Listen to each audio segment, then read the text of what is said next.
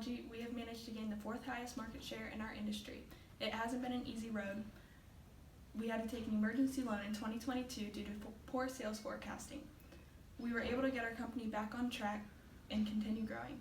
The emergency loan helped us realize the importance of sales forecasting, which has become one of our main focuses to stay on track to reach our goals. I'm the Chief Financial Officer for Andrews Corporation, and today I will be discussing 2 separate metrics from the analyst report. Those 2 separate metrics are going to be emergency loans and sales forecasting. Our company took great caution to avoid emergency loans. Through short-term and long-term debt, as well as sales, we were able to avoid taking out emergency loans, except for in the 3rd year of operations. The company was forced to borrow over $5 million during this year in emergency loans, but we were quickly able to recover from this loss. This was due to sales forecasting and production not aligning, causing the company to have excess money tied up in inventory costs. This marked our only emergency loan over the 8 years our management team ran the company. Moving on to sales forecasting. The sales forecasting for our company had its good years and its bad years. There were several occasions in which our company stocked out of a product and lost potential market share due to unmet demand.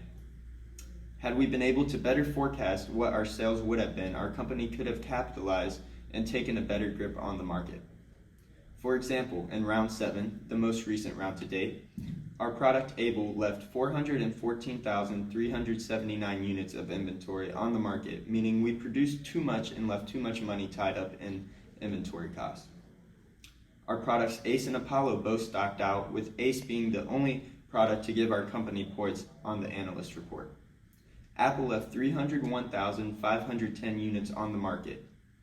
Going forward, we urge the future management team of Andrews Company to put more emphasis on the forecasting metric, as it could be the key to leading the company to future success. Andrews Technology has had many successes since becoming an independent company. One of our most consistent metrics is asset turnover. Asset turnover is a ratio used to measure how efficiently our company generates sales from assets. It mixes an income statement item, sales, with a balance sheet item, assets, to gain a better prediction of company health.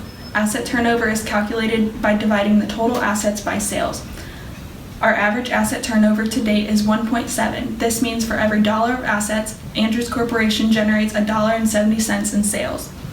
As for the future of Andrews Technology, we must explain our success measures so you are better able to tailor the future strategy of the company. Success measures allow the performance of certain metrics to carry more weight than others. The success measures allowed us to tailor our goals as a company and measure our growth based on the weight we placed on each metric. Our highest weighted success measures include market share, return on sales, and stock price.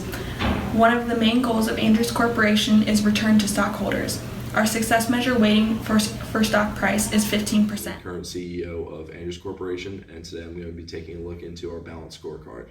So the balanced scorecard is an essential metric used to evaluate the way Andrews is performing throughout the years. Being the CEO, I'm extremely satisfied by the way our chief executives and our management teams have been executing our strategy in the market. For one of our metrics, we chose to look at our market share throughout these past couple of years. Our management team held a consistent 20% market share, which we couldn't be prouder of. Our management team has held consistent on what our mission statement as a whole has been, which has been providing a great market share for Andrews and a great stock price, which we will get into later. The metric I wanted to take more of an in-depth look into is our contribution margin percentage, which has been of recent well over 40%. This is due to our ability to increase our sales and lowering our variable cost. We realized early on there were many expenses we didn't need to have, which we decided to cut down. Overall, I couldn't be more happier with how consistent we have been and the progress of our organization's balanced scorecard over these past 8 years.